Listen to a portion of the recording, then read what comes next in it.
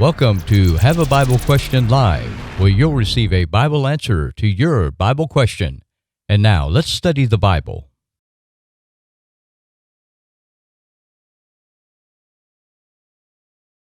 So, Troy, let me ask you, you're the resident missionary here, as far as having spent 7 years in Paraguay. I realized they were not hostile to Christianity there, for the most part, not to take away from the great sacrifice y'all made. But you really, you teach our missionary class. What do we call it? Missiology. Missiology. Yeah. You teach our missiology class, and you have more experience than most in this room.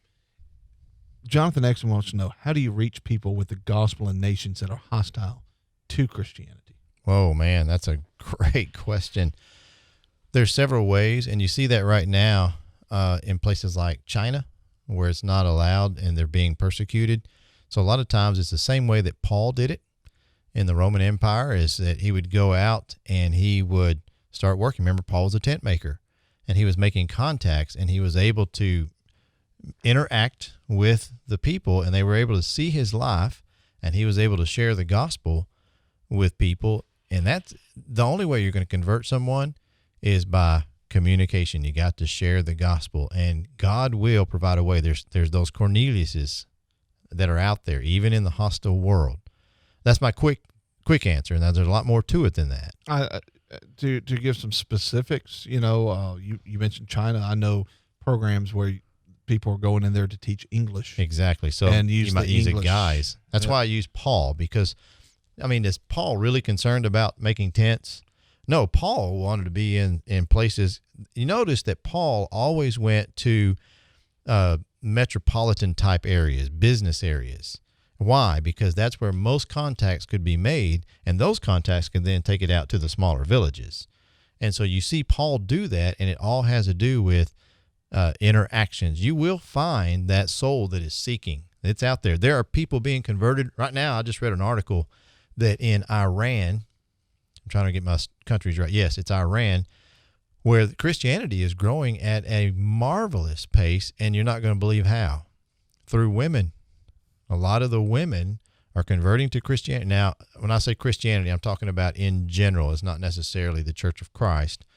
But the point being is that the word is having an effect, and it can grow in different places. And usually where people are the most oppressed, that's where the word is going to grow. That's where you're going to see a lot more growth than in many other places. Mm-hmm. It's surprising. I know that there's a lot of things going on in Pakistan right now as well with the gospel. And so there's many places. Nigeria is another place that is having a lot of persecution, but yet the gospel continues to grow. So to answer your question, Jonathan, how do you preach the gospel? I think the answer is making contacts, and then finding a way to be able to get the gospel to them. One of the ways we did it in Paraguay was by teaching English using the Bible. You mentioned China using it as teachers. So there's different ways. Written word. You think about the Apostle Paul, while he was hindered, he continued to go ahead and still teach. But that's why we have the epistles of his, where he was able to use the written word to convey messages to people. Yes, exactly. He wrote, 3 letters from prison? Yes, sir. Think about, was that a statement or a question? Yes. But we inside joke there.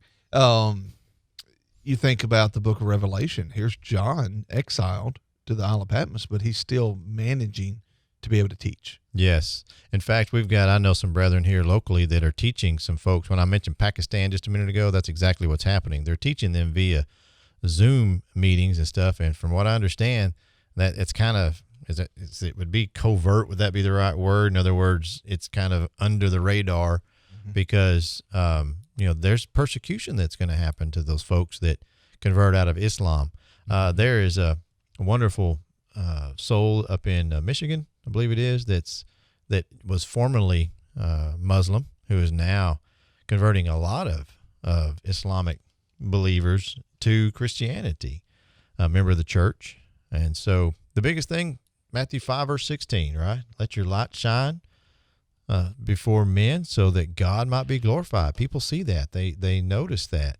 And that's honestly, even in Paraguay, where we didn't have, persecution, that's still how we preach the gospel. People saw us and saw the difference in our lives and why we did what we did. And then what is it? I always get this wrong. Is it 1 Peter 3, verse 15 that says, be ready to give an answer to those who ask of the faith that's in you, right? For the reason of the hope that is within you, isn't it? Yeah. Is it hope? You ain't had too much cake. You're having a sugar crash now. You're yawning. I did have a yawn, man. I did. I'm so sorry about that. I'm so sorry. And there are programs, World Bible School. It's interesting to see that through our school that you have, that we have the capabilities of taking international students. There's a lot of things, but I want to remind that even like places like China, they regulate and control so much that there's a lot of our stuff that cannot be broadcast. And in fact, you and I were out in Texas recently with Rudy Kane and World Video Bible School. They actually have someone that with World Video Bible School is translating their material into Chinese, and I can't remember what he was doing, but there's a special way they're being able to distribute that they've had to basically, I forget what it was, but they've had to come up with other ways in order to make sure the material is distributed, and they're being creative in how they do that. And so sometimes it has to happen.